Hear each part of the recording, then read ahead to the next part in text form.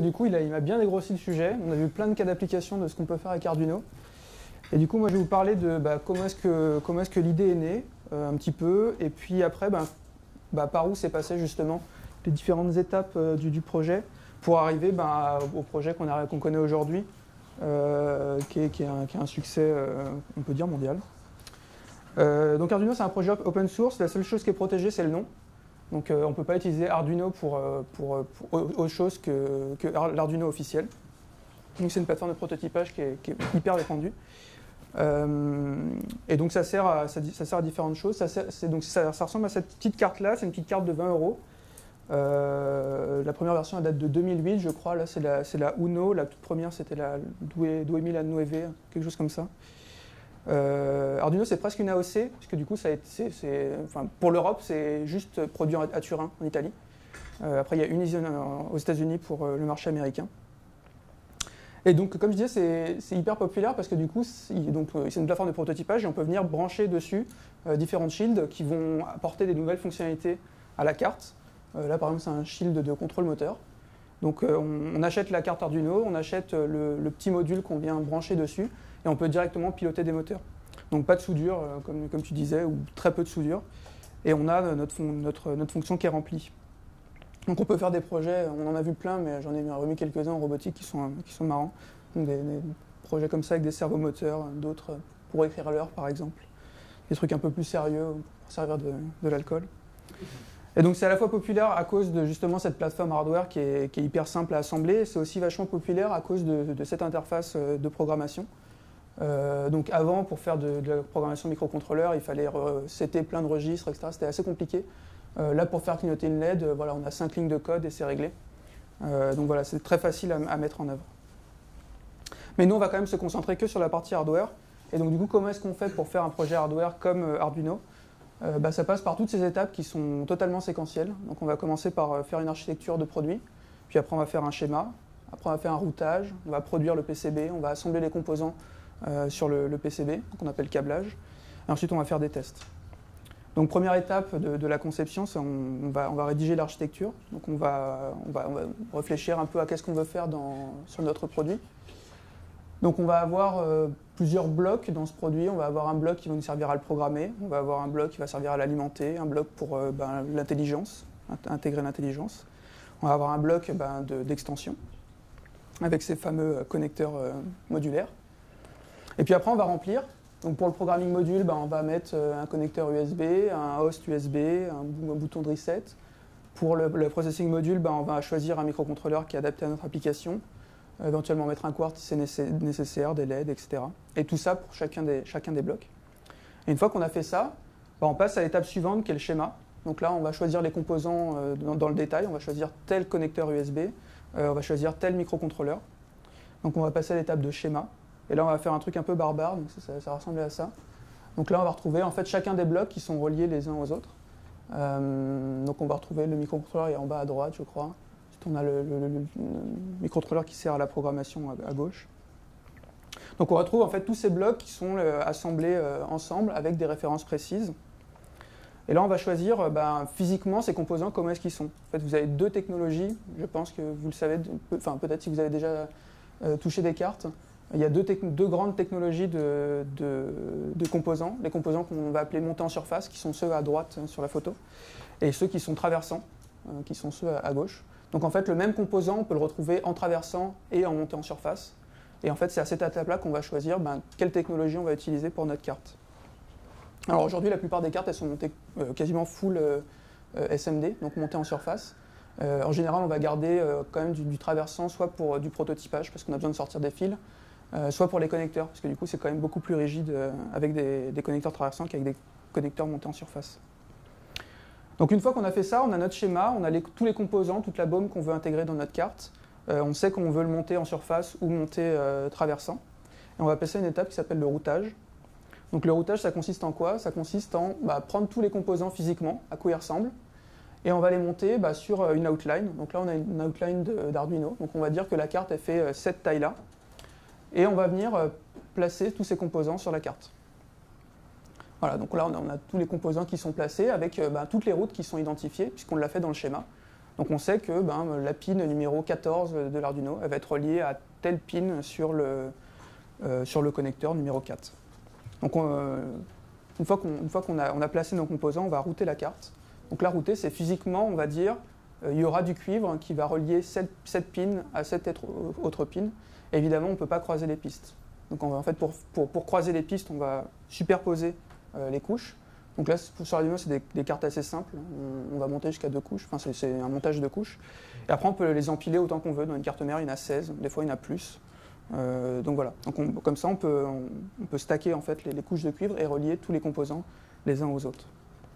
Une fois qu'on a fait ça, donc on a choisi l'épaisseur du PCB, on a choisi le nombre de couches, on a routé notre carte pour relier les composants, les entrées et les sorties de chacun des composants. On va extraire du logiciel de CAO électronique plusieurs images. Donc ça, c'est des empreintes en fait de la carte qu'on veut réaliser. Donc là, par exemple, c'est le bottom, je crois. On va retrouver la même chose pour le top. Donc ça sera la couche du dessus, puis la couche d'en dessous qu'on a vu tout à l'heure. Et une fois qu'on a fait ça, là on est bon. En conception, on a fini. On peut passer à la suite. Et la suite, c'est la production du PCB. C'est la première étape de la réalisation de notre carte. Donc, step 4, production du PCB. Donc, par où ça commence? Ça commence par une pile de laminés de cuivre. Donc là, le PCB, c'est un empilement avec du cuivre, de la résine époxy mélangée à de la fibre de verre et du cuivre encore en dessous. Donc là, on va choisir du 1,6 mm parce que c'est ce qu'on a choisi en design. Et on prend cette pile, éventuellement si on en a plusieurs, on les empile les unes sur les autres. Et on va les mettre dans une machine de perçage. Donc là, en fait, la machine va faire tous les trous qui sont nécessaires à la réalisation de la carte. Elle a une banque de forêt à droite et elle va venir choisir la taille dont elle a besoin pour faire ces trous. Voilà, on va sortir avec une carte comme ça. Et on va la plonger dans un premier bain qui va servir à métalliser ces trous. Donc en fait, faire un lien entre la couche du dessus et la couche du dessous pour que le lien électrique se fasse. Une fois qu'on a fait ça, donc c'est l'Electroless Copper Deposition, une fois qu'on a fait ça, on va vouloir tracer les images des routes qu'on a choisies. Donc pour faire ça, en fait, on va enduire le PCB, c'est ce qu'on voit en bas à droite. On va enduire le PCB d'une résine photosensible et à droite, on va la masquer. Ça c'est ce qui sort en fait de la première étape. Donc en fait, on va imprimer l'image qu'on a fait. Là, en l'occurrence, on l'a dupliquée parce qu'on va en produire plein. Et on va donc déposer notre carte perforée avec les liens entre les couches sur un masque. Et on va venir insoler donc avec de la lumière ultraviolet pour durcir certaines régions. Et ensuite, on va la passer dans un pain chimique qui va supprimer en fait toutes les régions qui ne sont pas protégées, enfin qui n'ont pas été durcies à l'insolation. Et en sortie, on a une carte comme ça, où on a en fait en bleu ce qui est protégé par l'insolation, par la résine photosensible, et en couleur cuivrée, là, les routes qu'on a tracées sur notre PCB. Ensuite, on va plonger ces cartes dans un bain d'étain. Donc là, on voit le monter sur une frame d'étamage. Et ça va sortir comme ça. Donc on va avoir nos pistes bleutées, là, qui sont toujours bleues. Et tout ce qui était cuivré précédemment est devenu étamé.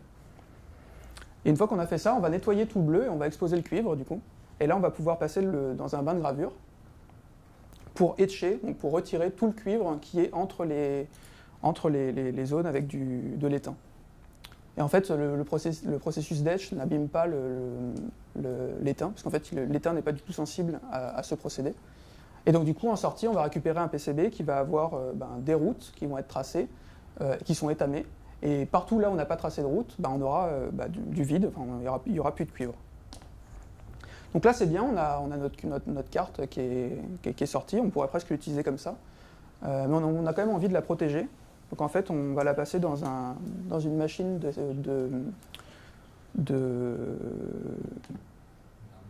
voilà, exactement, déposer un vernis. Donc on va déposer du vernis partout où on ne veut pas que la surface soit soudable. Et pareil, en fait, on va passer par le même process de durcissement photosensible. On va la passer dans un tunnel de nettoyage pour enlever en fait tout le vernis qui recouvrait les pads soudables. Et en sortie, on va avoir ça. Donc là, la carte elle est encore plus utilisable, mais on a quand même envie de mettre des labels dessus pour dire telle pin, ça correspond à ça. On peut peut-être graver des logos, afficher des logos, ce genre de choses. Donc là, on va recourir la carte avec de la sérigraphie. Donc même process que tout à l'heure, on va encore insoler avec un masque pour durcir les régions qu'on veut garder. Puis ensuite, on va la placer pareil, dans un même tunnel de nettoyage qui va permettre de retirer tout ça. Et en sortie, on va avoir une carte comme ça, en fait des cartes comme ça sur un panneau. Et là, on va pouvoir les découper pour les séparer. Donc on va passer ça dans une machine de CNC qui va en fait passer sur toutes les outlines pour découper les cartes. Et en sortie, on aura ça. Donc une carte, enfin plusieurs cartes qui sont montées ensemble, et on a des petits tabs qui les relient au panneau complet. Parce qu'en fait, le panneau, ça va nous servir dans les étapes ultérieures pour monter toutes les cartes ensemble dans la machine de placement. La dernière étape de la production du PCB, c'est le test. Donc là, on va faire du test électrique entre les pistes pour vérifier qu'il y a toujours de la continuité. Et s'assurer quand il n'y a pas eu il peut y avoir une poussière, il peut y avoir n'importe quoi qui va endommager une carte. Et si endommagée, ben, on va la barrer pour pas qu'elle soit équipée pendant le câblage. Donc ça, c'est la fin de la production du PCB. Et là, du coup, on a commandé tous les composants, on a commandé les PCB, on a tout reçu. Donc on a une belle palette comme ça, avec tout, avec les cartons, avec les composants en bobine, avec donc les PCB, on les a reçus du premier fabricant. On a reçu les bobines avec tous les composants qui sont dessus pour la machine de placement. Et donc la première étape, c'est de prendre ce PCB et le mettre dans une machine de sérigraphie. Donc là, en fait, on voit un masque qui est perforé avec des petits trous. Et en fait, on vient racler la pâte à braser sur ce masque et on va le déposer dans les trous. Donc là, c'est ce qu'on voit. En fait, la pâte à braser, c'est des microbilles d'étain dans un flux. Donc à droite, on voit ce que ça donne sur la carte et une vue de détail à gauche. Donc en sortie de la machine de sérigraphie, on va avoir une carte, des cartes, avec de l'étain déposé partout où on veut souder des composants. Donc ça, c'est un process qui se fait totalement en ligne. Donc on va avoir la première machine qui est la sérigraphieuse. Et ensuite, on va passer sur la machine de placement. Donc la machine de placement, elle va récupérer tous les composants qui sont en bobine qu'on a vu tout à l'heure et les placer aux endroits qu'il faut sur la carte électronique. Donc quand c'est des petites cartes avec des petites baumes, on a assez de banques pour le mettre sur une seule machine. S'il faut, on peut avoir une deuxième machine qu'on vient mettre à la suite, qui va placer des autres composants, ou des composants qui sont plus gros, qui ne rentrent pas dans la première.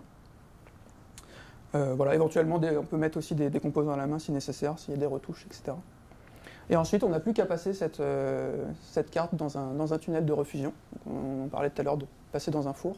C'est le même principe, mais en plus long et avec plein d'étapes de chauffage pour monter la carte en température, refusionner et ensuite la refroidir.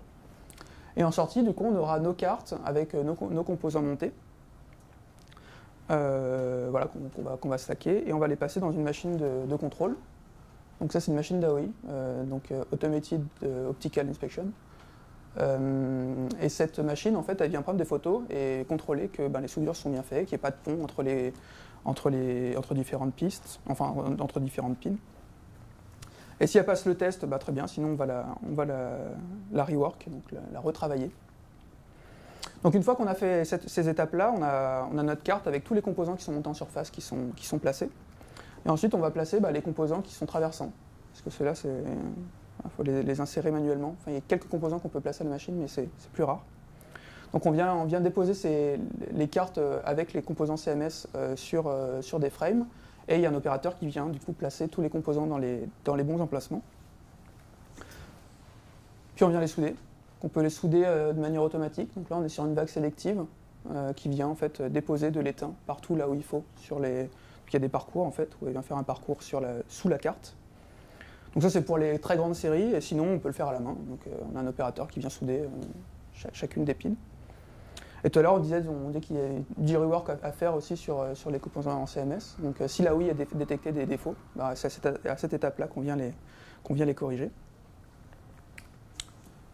Voilà, donc on a nos cartes qui sont totalement assemblées, qui sont prêtes quasiment à être shippées. Donc là, on va juste les détacher, en fait, les dégrapper des panneaux sur lesquels elles sont montées. Et on va pouvoir tester et flasher, puisque sur Arduino, il y a un bootloader, donc il faut flasher le bootloader. Donc on va avoir un banc de test comme ça, sur laquelle on va venir brancher la carte Arduino, on va venir flasher le code, éventuellement faire du test électrique, vérifier que les LED qui sont montées ne sont pas défectueuses, vérifier que On peut faire des tests de continuité, on peut tester différentes choses, donc c'est des bancs automatiques. On a un opérateur qui vient juste ouvrir le banc, la placer, la refermer, et il fait ça à la chaîne pour tester et programmer les cartes. On a une vue de détail en dessous. En fait, c'est des petits picots qui sont montés sur ressort. Et en fait, quand on vient mettre la carte, ça appuie sur les picots et ça vient faire le contact électrique. Donc là, c'est bon, on a notre carte qui est presque utilisable en fait. On n'a plus qu'à shipper. Donc l'étape 7, l'expédition. Donc là, on a une machine. Bon, là, c'est un process très Arduino. Hein. Donc on a une machine qui vient déstacker des petites boîtes. Et puis il y a l'opérateur qui vient remplir les boîtes. Et on reçoit du coup notre carte à la maison qui est prête à être utilisée. Il y a son bootloader dedans et on peut la programmer, commencer à faire clignoter des LED ou faire des nerfs ou plein d'autres choses. Donc voilà. Donc les crédits photo, c'est à Design Boom et Adafruit qu'on visité, justement on en parlait d'Adafruit, qu'on visitait l'usine à Turin et qui nous ont rapporté donc toutes ces infos sur la fabrication des Arduino. Voilà.